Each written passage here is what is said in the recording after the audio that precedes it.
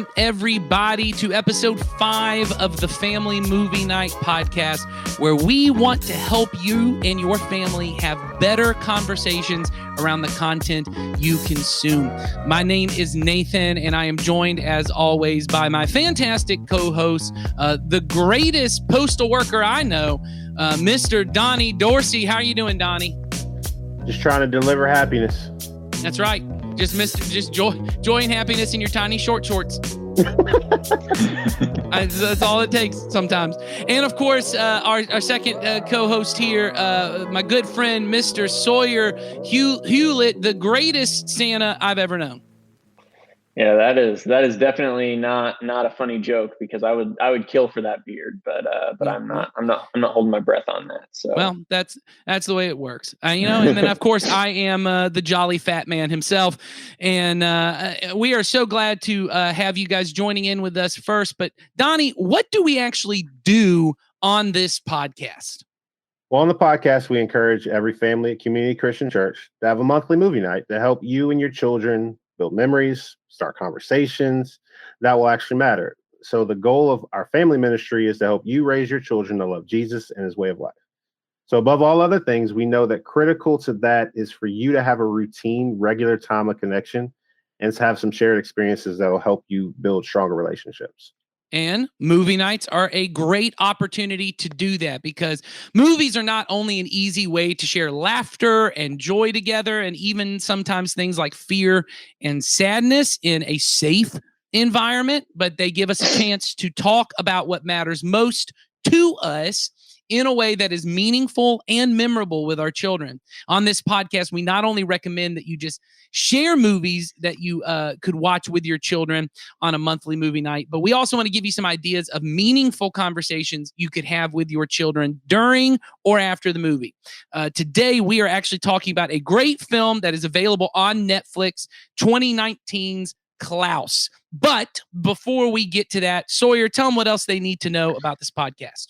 Yeah, I just want to remind you guys to like this video and subscribe to our YouTube channel, and you can follow us on Facebook. And if you're a parent who calls Community Christian your home, we have a lot more helpful content available for you, available on our parent Facebook group.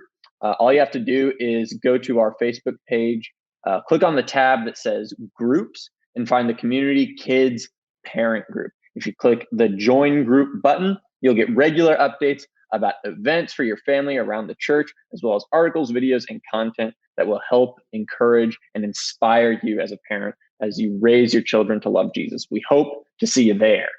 And as always, the point of this podcast is not to add another thing to your list of things as a parent that you feel guilty about not doing. We want to make it easier for you and your kids to enjoy being together. We just want to make it easier to be at home and being together as a family so that you can build memories and have these conversations that matter. So throughout our conversation today, we just want to remember that we're just trying to have fun, and we want to help you think through some simple and easy ways to share your love of Jesus with your kids. So let's get to it. Let's talk about this. I'm just going to go ahead and I'm not even going to bury the lead here. Let's talk about this fantastic movie. Just absolutely fantastic. Came out in 2019 on Netflix. It is hand-drawn animation, which you don't get to see much anymore these days. And I think that's I'm not an old man that's like screaming at the sky. I understand I love computer animation as well, but every so often you get to see hand-drawn animation, and there's something beautiful about it. Donnie, what were your thoughts just about this movie, getting to watch it? I sat down and watched it with the kids, and I just like you said, I love the animation. Like, there's something about the character of it, like that when you see the hand-drawn like animations, and everything about it, like it takes you on a trip. Like it just takes you on this full journey, like whether it's just like the way you're thinking about certain things or like emotional moments. Like, cause like I feel very confident saying you will very much get emotionally connected to the movie at least a quarter of the way through, because it captivates you. Like it brings you in, like you feel less like a fly on the wall and more like kind of like a person of the town.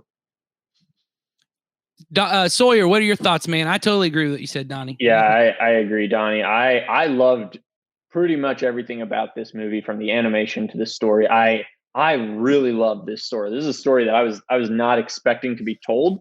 Like, when I watch a Christmas movie, I kind of expect a very predictable plot that's good, not necessarily like a bad thing, multiple plot, or that it's like, a safe plot. This honestly gets dark at moments. And I'm not saying that it's not kid friendly, because it totally is, but this is not it doesn't shy away from talking about difficult issues for children in particular. And we're going to get into a lot more of that stuff. But the animation is so crisp. I cannot recommend this movie enough. Like, it is 100% just checks all the boxes. So. Yeah. This movie is directed by Sergio Pablos. I'm hoping I'm saying that correctly. This is his first movie directing, but and I found this very interesting. I think this is a lot to do with his hand-drawn animation. I looked this up a little before. He worked with the animation department of Disney Studios in Paris, and he was a character designer on a Goofy movie.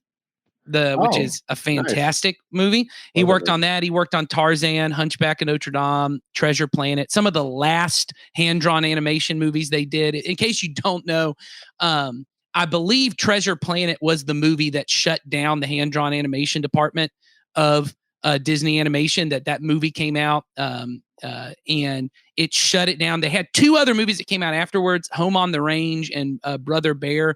Lilo and Stitch may have been before that, but one of those are all kind of in that. They all get shut down. They said, we're only going to do computer animation, and Disney Animation has not done any hand-drawn animation, I think, since Home on the Range, which was already in production at that point. Yeah. But anyway, he ends up working on Despicable Me and some other kind of stuff, but finally gets his chance to direct this movie. And I will say he had a co-director on this movie. I'm trying to look that up. Carlos Martinez Lopez helped him on this movie. And certainly that may not be interesting to everyone else, all the behind the scenes, but let me tell you briefly what the movie's about. Because I'm going to guess neither one of you had saw this movie before I suggested we do it, right? No, I think I saw it recommended at one point, but I didn't actually watch it. And like I said, I'm glad I got the chance to watch it, because this definitely will be part of the the Christmas watching experience. Yeah.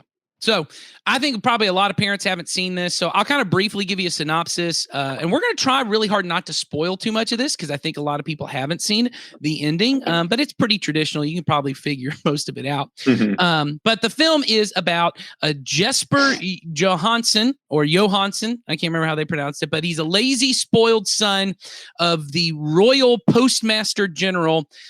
And his dad basically ends up sending him away to, I guess, just teach him how to, because he's spoiled, he's trying to teach him hard work. He's trying to teach him how to actually care for things and care for, I don't know whether he cares for people or not, but he's spoiled. He doesn't care about anybody. He gets sent to this town on an island to set up a post office. And he has to get, do y'all remember, is it like 6,600 letters? Yeah, 6,000. 6,000 letters in circulation, and then he can come back home, and that's kind of his goal. But when he gets to this town, it's dark, it's dreary. Not only that, there's basically two warring families, like a Hatfield and McCoy situation, and literally there's like a time of the day where a bell goes off and they just start attacking each other. Yep. And he's there. Rashida Jones plays a teacher who is there and is kind of hopeless. She came there in hopes of trying to like enliven these kids' life, but then has now just gotten sucked into the despair and the hopelessness of nothing's going to get better. Everyone fights. He starts trying to get this stuff going. It doesn't. Well, then he finds on the outskirts of town, there's a man who makes toys and who is basically a stand-in for Santa Claus. And the film itself is kind of like here's the real story behind the myth of Santa Claus kind of thing. So that's basically the premise of the film, is him working with this Claus, Nick Claus, or Klaus, to he basically gets children to write letters to this man asking him to send toys. Klaus is such a kind-hearted man. He starts making the toys, delivering them. and then there's a lot of funny things that happen. I don't want to get too much into all of that, but all right. So let's get into kind of how to talk about this movie. So all three of us would highly recommend. We might even beg you to watch this with your kids because I just think my kids loved it. They were laughing. They were just, Donnie, your kids were into it. Oh, they were definitely into it. Like I had to pause it halfway through, like, because we watched it like sometime earlier in the morning of the day, and like it was before lunch, and they were like, as soon as I said, "Hey, I'm gonna go back and watch it," they were like running to go see it because they were so invested. Yeah, and they were asking a lot of good questions about it too. I would even recommend this for like the older kids. Like I think a teenager would get a lot out of this. Yes. Oh, I totally agree. I think you would just enjoy. I mean, well, look, Sawyer's a single dude. He watched it on his own and he liked it. So yeah, it covers the full gamut of the family. Like it really is something that you can literally just throw on, and every member of the household should be able to connect with the movie in some way. And I would think, I'll say this, my kids don't, they already don't, I don't know if I should say, we don't know who our audience is yet. So I'm just going to say our kids don't do the jolly red man thing. I'll say that. They don't do that. So obviously it wasn't a thing, but I would say even if your kids do, and that's a thing you and your family do, I don't think this would ruin it by any means because it's very much in the vein of like, this is another story that isn't it very similar to that. I mean, Donnie, what do you think? I think it definitely, it goes exactly what you're saying is that I don't think it dispels any of the magic of it, so to speak. Right. I think if anything, it humanizes it a little bit more, which I think helps to make it a little bit more like connectable. Like I said, I mean, because like kids are not like so used to like sending letters and things like that and all those things. So learning that, hey, there are different communication styles than just a text or a video call, right? That you can express things through, drawings or with just talk, like sending a letter. So yeah. All right, so let's talk about some of the themes of this movie and how you could have a conversation about it with your kids. Donnie brought up something right off the bat, and I kind of brought this up, but I want to just kind of reset this for it. Basically, the kind of central rub of the film, the problem that gets solved is this guy's lying to Klaus to kind of get him to deliver presents. While that's happening, the town actually starts to get better. Like the kids start to be nicer and kinder because he convinces them, once again, not for altruistic reasons, for reasons of getting these postcards in circulation. He sees Klaus as a way of getting the postcard, him to accomplish his mission. He starts telling the kids, well, Klaus is only going to bring you coal if you're naughty, so you need to start being nice. And so the kids suddenly start being nice to each other, which then makes some of the adults start being nice to each other. Yeah. And there's these two families that their whole livelihoods are set about trying to destroy each other and keep this animosity and conflict going. They are trying to shut down Klaus because they don't want that to happen. And what Donnie brought up, which is a good conversation we could have with our kids, is this idea that adults and maybe as parents sometimes we pass on these negative perspectives to our kids, that our kids are affected by our biases or our conflicts or our negative thoughts. Donnie, why don't you talk a little bit about that?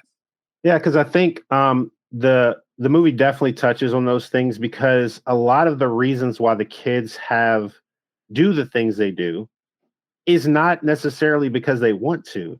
It's because their parents have done it for so long that they've basically instilled these, I use this term loosely, like values into the children of like, hey, this is just what we do. And we don't like XYZ, this other family, because of these reasons. But they're often just historical reasons. And so when you introduce, Jesper, that's the idea. Wait, am I right? Yeah, Jesper. Yeah. When you introduce Jesper, it's like the idea of hey, here's this other person that comes in, like you said, not for altruistic reasons of any sort. He comes in and just through small things that he does and just interactions, it slowly starts to break those negative things that the kids have been taught from their parents, because they just assumed, well, hey, this is my mom and dad, or this is my grandpa, or whatever connection it is. What they're telling me is 100% correct, and it's exactly how things should be. And so they've never really questioned it. And so I think a lot of times, like us as parents, we definitely have that impact. And sometimes through our experiences, we can sometimes pass on very negative perspectives of things because that was our experience, rather than opening an opportunity for saying, look, here's how I encountered this particular situation, but I want you to view this through your eyes and you give me your perspective, because at least through those things, sometimes our kids will give us very different perspectives because we've been so caught up in that negativity or that historical knowledge that we end up just going, well, I do this because this is why I do this, because my mom did it and their mom did it and their dad did it and their dad's dad did it, and then they just keep passing that on, not realizing that they've lost sight of why. Well, and I think key to what you're saying there, Donnie, is so one is it's a good way to talk about grudges with your kids. Like these people are just mad because they're mad. Yeah. Like this whole conflict they tell at one point has gone back for generations. And it's like, you're not even mad because of what someone did. You're just mad because you're supposed to be mad. And whether that part can, I don't know, maybe you guys have generations feuds with other family. You have blood obligations to destroy another family. But sometimes this thing you said of sometimes you're just angry because you're angry. And sometimes you're scared because you're scared. And sometimes and it's not because of anything in particular, but we have to do what is right, not what feels right. Yeah. There are things that feel right and that seem right. I think that's really good. I think the other thing that's just key, and this is not necessarily a conversation to have, but it's a good thing for parents to know, is to be careful of the kind of language you use. And I don't mean like swear words. I mean the way that you talk about things around your kids, because it does do that. I remember having a conversation with someone on staff who just said, be careful of not using fear language with your kids. Like saying things, making sure every conversation is not, be careful, be safe, blah, blah, make sure, blah, because he said what that convinces your kids of is the world is an unsafe place and they always need to be vigilant to protect themselves. Whereas we really want to teach our kids, you have to be wise and not make dumb decisions. And they're obviously, you need to be careful, but you don't necessarily have to be afraid of everything. And that may not be what we're trying to instill in our kids, but the kind of language we use does say that to our kids. So I think that's a really good point. The other thing you said, Donnie, and I think this kind of dovetails into what Sawyer, one of his points was how the world changes, which is it's these little acts of kindness and generosity, like it's being the light, right? We can teach our kids. This is a great example. And even the animation lends to this of darkness and light, and that Jesus says, you're the light and the light will push out the darkness. And that's all it takes. Is it doesn't really take big acts to do that. It can be a small act, just a little bit of light pushes out a lot of darkness. So Sawyer, you were kind of hinting at that. What are your thoughts? How do you use this movie to have that? Yeah. I mean, I think this movie, the thing is, it's such a great opportunity to have a conversation with your kids about what the gospel is capable of doing when it shows up a place that it's not been previously, is the thing. And I love the imagery of it. All starts with a gift, is the thing. It all starts with Jesper begrudgingly delivering a gift to a kid, and then watching what happens when that kid receives the gift, seeing the transformation that occurs just inside that one kid, is the thing. Okay. And then, for his unaltruistic reasons, he begins transforming this whole town with gifts, with the gift that comes from Klaus, is the thing. And it's such a great opportunity to see the gift that Jesus gives us is one that can totally change your community. And all that you have to do is offer it. All you have to do is offer the gift, and it will be accepted, and it will totally change your community. It's such a good conversation you can have with your kid. At least I think so. But Donnie, you were shaking your head. What do you think? Oh, I mean, everything Sawyer said, like, it was spot on. I mean, I think it's because I think we get caught up, like, even, being a parent and just growing up and the things we pass along to people, we get so caught up in the big things. We're like, oh, I have to like, hey, we're gonna end world hunger. That's the focus. What about just feeding the person beside you? What about just, connecting with the individual that you see on your commute? What about, the individuals that you could help just with a simple thing, like, like that gift. Like I love that, like getting that point of like that one gift. The one gift that changed the entire town was literally just done out of a desire to get something done. And then it just sprouted into this, this light, and it slowly just continued to grow. And I think, like going with what Sawyer was saying, is like, it's exactly what Jesus offers. Like, if you just give that opportunity, it's like, hey, you know what?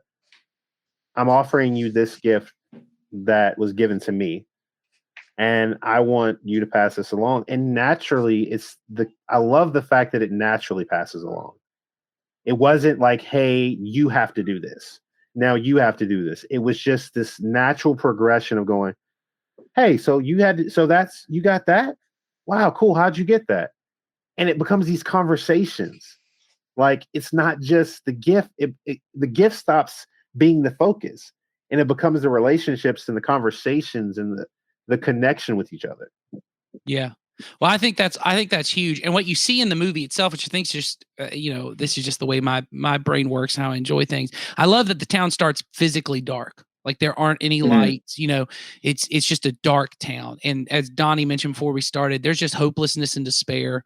I mean, that it's an ugly town. It's foggy. No one wants to go to it.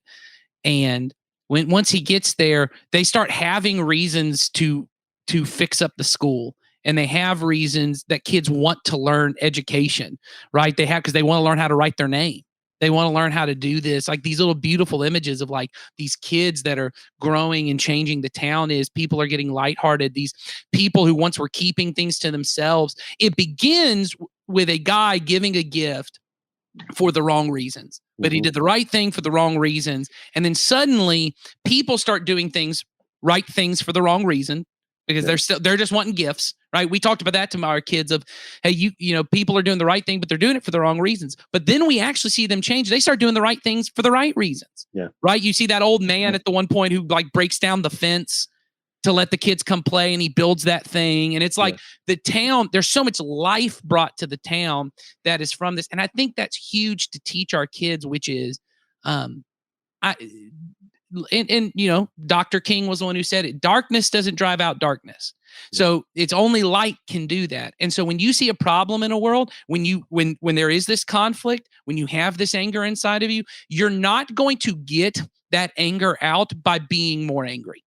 And by acting in ways that that lead to conflict. You're going to heal that. You're going to find peace by acting peacefully. You are going to experience kindness by giving kindness. That it is these kind of things, and that's how things change in the world. And our main character, this, whether it's a spoiler or not, he grows. You should expect that in the movies. The main character grows. He stops doing, and that's kind of the central like arc of the thing. There's a point where he actually is doing the right thing for the right reasons. Yeah. And go ahead. I just wanted to add, like as all this is going on, it also creates the conversation of there's also people that are going to fight against that because they're afraid of the light. And they want, because that happens in the movie, you know, that's the main conflict. Come the third act is the people who like the Smearensburg, is that the name of the town? I think so, yeah. They like how it was. Okay. And there's going to be people that fight against you to change and don't give up and stuff. It's such a rich movie. Yeah. Well, I think that's huge, Sawyer, of being able to say to our kids that thing of you prepare the child for the path, not the path for the child. That to not tell my kids there are people in this world who don't want to share. Like there's this thing sometimes we say, like everyone really wants to share. Not everyone does want to share. We don't all want the same things. There are people who have more and they don't want to give it to other people. And that idea is helpful for them to see. There are people, they just like being bitter and they like being angry. They may not like it, but they want it. They don't want to let it go. And that's an important, and we don't want to be those people. Yeah. Mm-hmm. Go ahead. Exactly. Because it's so easy, like, and you see that with like what Sawyer was talking about, is that like it's so easy that they got stuck in this mindset of like, hey, this is just what we do, and we continue on this way. And like you said, like that pushes against it. And that's often how it's going to be. Like you said, I mean, we live our lives and we want it to assume that the world is good and everything is great, but often we get confronted or with some type of negativity or something that like changes that perspective, or at least dulls the sense of that perspective. Like, because a lot of times, like, the difference between being able to get through tough times is the ability to still see hope and to still see the opportunity for something better. But what happens is sometimes we dim that light, kind of like, and it kind of goes almost with like the animation thing, is like that light gets really dimmed, but as it slowly grows, as it slowly digs in, then it's almost unable to be stopped. Yeah.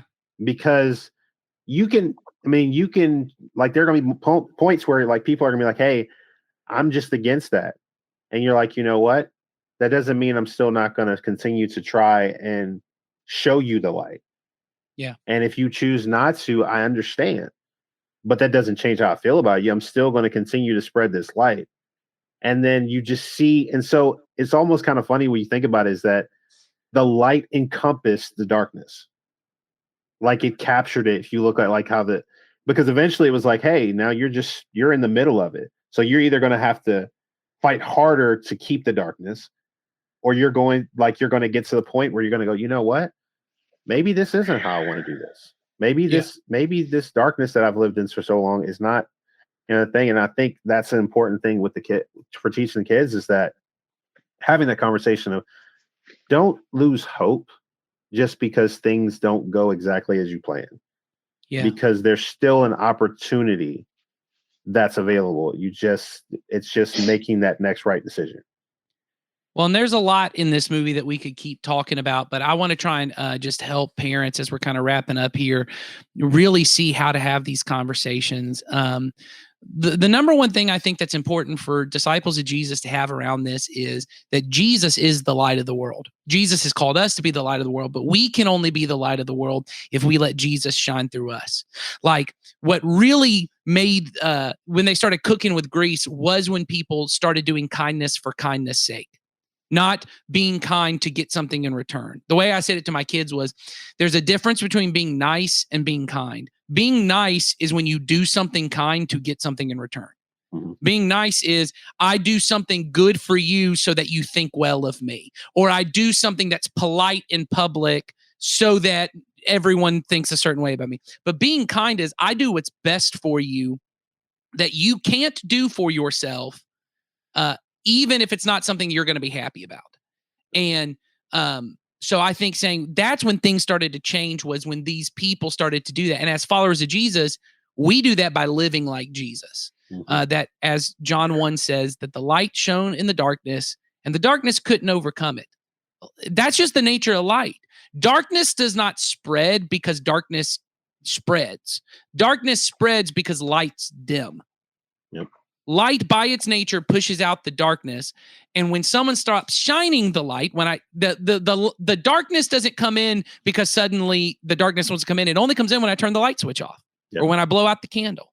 That's when that does. And so as long as we're shining, there is nothing the darkness can do. And it will try. These people try to overcome. But in the end, in the grand scheme of things, God's going to work his good out. Here's the last thing I want to mention that I thought was so rich from this movie that I don't know if it intended or not. Philippians 2 gives us this picture of Jesus. It's this hymn of Jesus, that Jesus, who was made in the image of God, right? He is in the image of God, makes himself in human likeness, right? He is God. He has all the authority, the privilege, the power, the resources of heaven. He abandons all of that to come to a darkened world, to live as a poor human Jewish carpenter in an oppressed part of the world. And then from that, he dies on this cross, and the light of the world enters the world, right? The Son of God abandons that. And I said, this movie, and I said this to one of my daughters, said, this movie shows us a picture of that, but Jesus chose it. This is a privileged, wealthy kid with all this power and privilege. Yeah. His dad forces him out, and he then has to learn hard lessons on how to care about other people. But I said, Jesus chose that. Yeah. Jesus had more money, more privilege, more power than Jesper had, and he willingly chose to leave heaven to come to a dark town where everyone's fighting all the time. Yeah. And wanting to kill each other all the time. And he brought light into that world. And I said, why did he do that? And they said, because he loves us. I said, exactly. He didn't do it because he had to. He chose the cross. He chose it because he loves us. And this movie gives us a pretty good picture of that. Now, like I said, you're going to have to point out Jesper didn't choose it. Jesper didn't want it, but Jesus did. But like I said, sometimes the movies, the images they give us are ways to counter that with what the Christian message is. Mm-hmm. So anyway, I thought that was kind of powerful. Yeah, that's very powerful. I didn't even, like, when you describe that, I'm like, wow, that's such a great image of, like you said, I mean, leaving what you had that was great for you to come to a place to essentially bring light. You know, like you said, of course, but it's the idea of, like, he was forced out, but Jesus wasn't. Jesus did it out of love. And that's awesome. And that we should do the same, right? That's where we end up is we should not, Jesper got good results, but we should do it in a better way. Our motivation should not be to get 6,000 letters in rotation so we can get back to privilege. It's we give up all the power, privilege, whatever we have to love and serve others because that's what Jesus did for us. Absolutely. And that's a great lesson to take. So all three of us, hard recommend, correct? Yeah, absolutely. 100%. Yeah. Watch it twice. Watch Klaus, watch it twice, and watch it with your kids. Have these great conversations because ultimately that's what we're about. We want you to have better conversations that lead your children towards loving Jesus and his way of life more than anything else. We'll see you next time.